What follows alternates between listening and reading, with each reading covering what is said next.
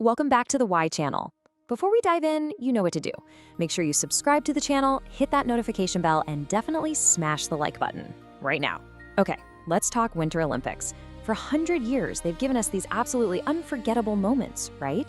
But the story of how they even got started and whether they're gonna survive, well, it's this crazy ride of resistance, big changes, and just plain grit. So how did this whole spectacle on ice and snow even begin? The answer is way more complicated and honestly, way more surprising than you probably think. So, let me kick things off with a little trivia for you. Where do you think ice hockey had its Olympic debut? If you're thinking the Winter Games, obviously, you'd actually be wrong. It was at the 1920 Summer Olympics in Antwerp, Belgium. No joke. And figure skating, it had already pulled the same stunt back at the 1908 London Summer Games.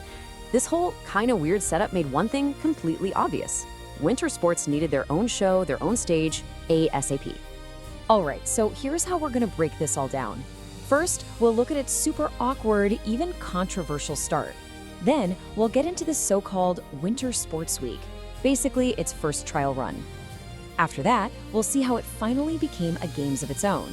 And to wrap it up, we have to talk about the huge threat it's facing right now, a melting future. Okay, Section 1, an awkward summer debut. You'd think everyone would be on board with a separate Winter Olympics, right? Well, not exactly. In fact, for a long time, one really powerful group was doing everything they could to stop it. See, before the Winter Olympics we know today, the whole world of winter sports was, well, it was a mess. You had some sports, like we said, just kind of crammed into the summer games where they didn't really belong. But at the same time, there was this other, way bigger, way more established event that completely owned the whole snow and ice scene. And that event? It was the Nordic Games. This was a huge deal, held in Sweden. It wasn't just a bunch of races. It was this massive celebration of all things winter. Sports, culture, you name it.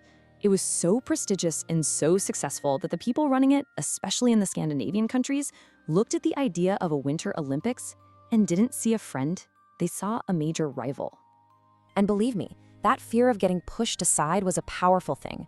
For years, the Nordic countries actively fought against creating a separate Winter Games. They were terrified it would steal the thunder from their own beloved event.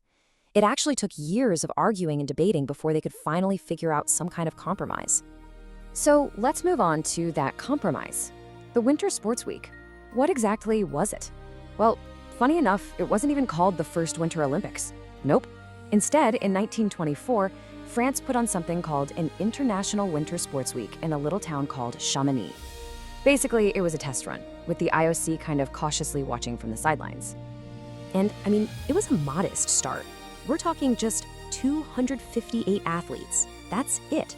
From only 16 countries, all gathered there at the foot of Mont Blanc.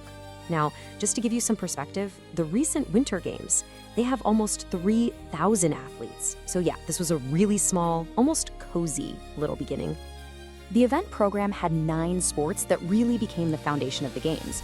You've got bobsleigh, curling, ice hockey, you know, the classics. But there's one that might make you do a double take, military patrol. It was this wild team event with skiing and shooting, and that would eventually, grow up to become the biathlon we know today. And guess what? This little sports week in Chamonix was a massive hit. Over 10,000 people showed up to watch. But here's the best part, the real twist. It wasn't officially an Olympics at all. It was only 2 years later, in 1926, that the IOC looked back, saw how awesome it was, and said, you know what, let's just call that the first official Olympic Winter Games. So yeah, the big experiment totally paid off. All right, on to part 3, a games of its own. Now that it was officially official, the Winter Olympics started to get bigger. But for the next, 70 years or so, it was still kind of living in the shadow of its bigger, older sibling, the Summer Games. Think about it, up until 1992, the Winter and Summer Olympics were held in the same year. But that was a huge problem, right? The Winter Games always felt like the appetizer, not the main course. So in 1986, the IOC made a massive decision to change things up.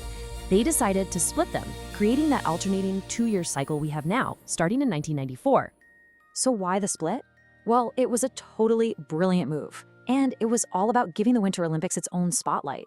By the 80s, TV rights were becoming a huge deal. a massive source of money. A separate cycle meant the Winter Games weren't just some footnote in a packed Olympic year anymore. It could finally grab the world's full attention, pull in its own sponsors, its own TV deals. And the 1994 Games in Lillehammer, that was the first one to stand all by itself, and it really cemented its status as a global powerhouse. And with this brand new, undivided attention, the Games started to get, well, cooler. They built this more modern identity. It wasn't just about adding sports like alpine skiing in '36. No, the real game changer was when they started embracing youth culture. When snowboarding showed up in 1998, it was way more than just a new event. It was a huge signal that the Olympics were changing, bringing in this whole new vibe, a new generation of athletes and fans who completely rewrote the definition of a Winter Olympian. Okay, but as the Winter Olympics rolls into its second century, it's facing a problem that's way, way bigger than just fighting for attention. The very thing that makes the Games possible, the cold, the snow, the ice, is literally disappearing. I mean, the reality of a warming planet is hitting hard, and a study from the University of Waterloo lays it out with some frankly terrifying numbers. Right now, out of all the places the IOC thinks could host the Games, only about 52 are considered climate reliable. But if we keep going on our current high emissions path, that number is projected to crash down to just 22 by the end of the century. The list of places that can even host these Games naturally is literally melting. So, to fight this, what are host cities doing? They're turning to technology. Take the upcoming 2026 Games in Italy. They're estimating they'll need 1.6 million cubic meters of artificial snow. That is a staggering amount, and it takes an incredible amount of energy and water to make it happen. And this dependency? It's the new normal. The Beijing Games in 2022, they were the very first Winter Games to rely on pretty much 100% artificial snow. It's this huge paradox, isn't it? The Games are trying so hard to be sustainable, but at the same time, they need these completely artificial environments just to exist at all. Which brings us to the big final question. The Winter Olympics fought for 100 years just to exist. Can it survive the next 100? It's now in a totally new fight, a battle against a warming planet. Its survival is probably going to depend on that exact same spirit of creativity and adaptation that brought it to life all those years ago.